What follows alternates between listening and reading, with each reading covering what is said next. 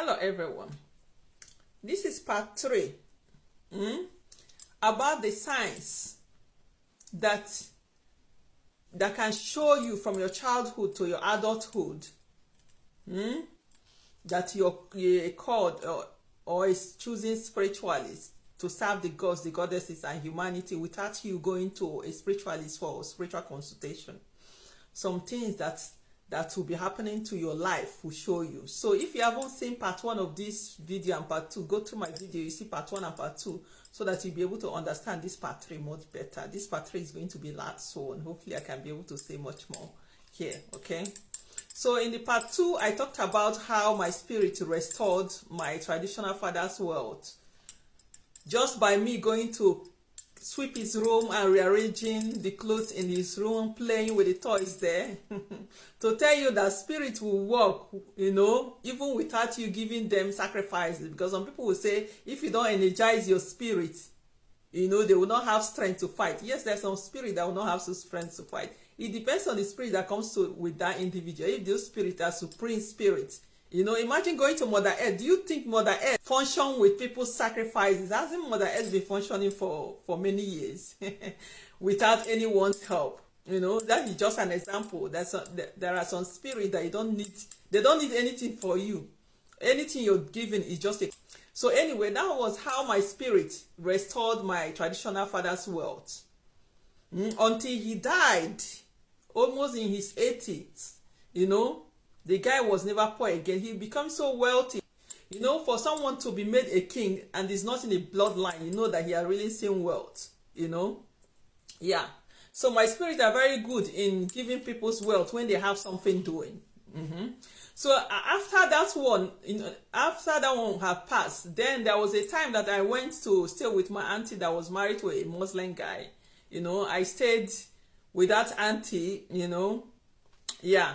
So for a while, because I went to visit one of my dad's wife, but the woman saw me and just loved me and told me to come and stay with her, because she looked at the lifestyle that I'm used to living in my dad's house and looked at the lifestyle that my stepmom wanted me to live, to help her in her restaurant. And he said, no, this is not the lifestyle of my father's child. This is not what she's used to. Because she asked me, do you do this in your home? I said, no, we have mate. Mate does everything. They said, no, this is not your lifestyle. So she took me with her, to come and be staying with her for a while and play with her daughter.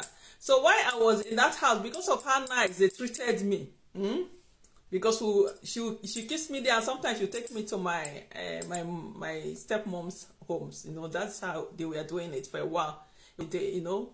Yeah, so anyway, while I was there, I noticed that because it's a Muslim people, they marry many wives. So the husband was not coming to our house. He was staying with the other women, and she was always sad.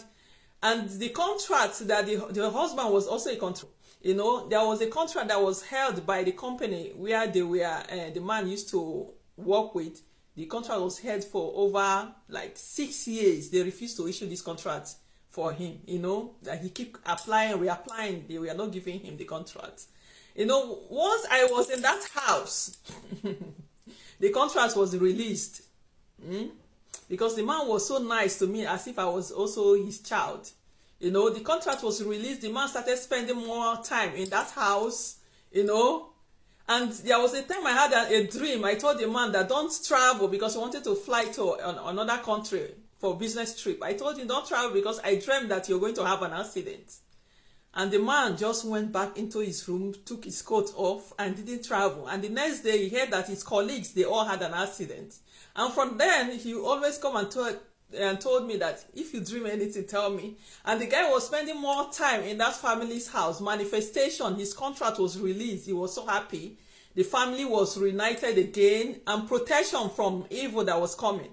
So some of these things can tell you that you're called through a manifest. You must be manifesting things. Not when your business is not working, they say you have a calling. Or when your Ogbanje or Egbe room people are disturbing you, they say you have a calling. You need to be manifesting things. And then, after that one, there are many other experiences. Let me just go adulthood. When I moved to diaspora. So the diaspora one was mostly, before I moved for diaspora, let me just say this one. I was also living with my uncle. I was staying with my uncle for a while. And then my uncle was looking for a job, because he was living in the village. That village, I love staying with my uncle because it's so peaceful. The energy was so nice there, and the way they used to treat me, was so nice. So I stayed. So anytime my mom is traveling for business trip, she would take me to go stay with my uncle there. And people in the village there, they thought my uncle was my dad, because of how well he treated me. So my uncle said he was looking for a job, and there is no job in the village. So I told him, because I see how he was complaining, I said, I'm going to go look for a job for you. At that time, I was like 12 years old. So I said I was going to go look for a job for my uncle. So I don't know how I managed to go find one of the, wealthy person in the village there. This guy also, he was also a contractor, but he was doing some building outside, and there was a lot of people working for him. So I went to him, I told him, a 12 years old coming to you and telling you, do you want to complete this building? He said, yes. You want to complete it? He said, yes. I said, I employ my uncle in this, your project. If my uncle is working for you in this project, you have money to complete this building and more. And then he looked at me strange. And people there were, they say, they were trying to chase me away. What is this little girl saying? He said, no, don't chase her away. And then he goes into his room and went to do consultation. Traditional people in that village, they were spiritual people. And he called his dad, and they did a consultation there. And then he said, go and call your uncle. He starts tomorrow. And then he called my uncle. My uncle started working for him in that company. That is how he got over 5 new contracts came to him. He built like 3 houses after them. Because in the beginning, he asked, when I told him that he will get money, he asked me, how will the money come?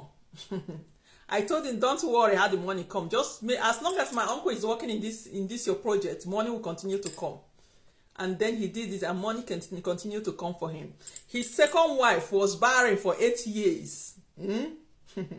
As soon as I went into that house, they became family friends, because when they give me money, I will refuse to collect money. But, one day the wife told me, because I go there to look for my uncle, I always take food for him as he's working there. So one day the wife told me to come and live with her, because she doesn't have a child. The first wife have so many children. She doesn't have a child. That I should come and live with her, because the husband always say he wish I'm his child, So I said, no, I want to live with my uncle. And then she tried to tell me, to give me something. She tried to, those people that tie money in their wrapper. She opened the wrapper, there was those money. She was just running around trying to give me something, because she knows my spirit now because of what the husband is experiencing. She said she doesn't have a child, but since maybe you don't like money, can you take a yam? And then she gave me yam. Because it's yam, I collected the yam, I took home. That is how the community, most of them that knows me, they will be bringing yam as Thanksgiving from that day, And it was not up to 3 months, the wife got pregnant from someone that were barren for 8 years. By, bringing Thanksgiving, just giving me yam, and, my spirit blessed her. And then when I moved to diaspora, as adults, I'm just enjoying my life, doing my things. I realized that there was a woman also, which is my landlady. She was also having miscarriages, But, all these Mexican people, she's from Peru, somewhere she's a Christian, very strong Christian. And that time was also a pastor, Christian, So she told me to pray for her. What did I used to pray for her to get pregnant? It's just water. I pray water for her, tell her to bath with the water. In less than 2 months, she got pregnant. The same thing with a friend that was during that time, about 3 women got pregnant. And then I had a business where I employ people to go to people's home to clean their home. Any home that I go, and the homes that I go that the women were having pregnancy issues. The days that I realized that my employee, because I have employee, when they are sick, someone have to replace them. I used to complain, I don't want to replace, I don't want to do this job, I just want to hire people to do the job. But when they were sick, they needed someone to replace, my employees. So I went to do the cleaning myself.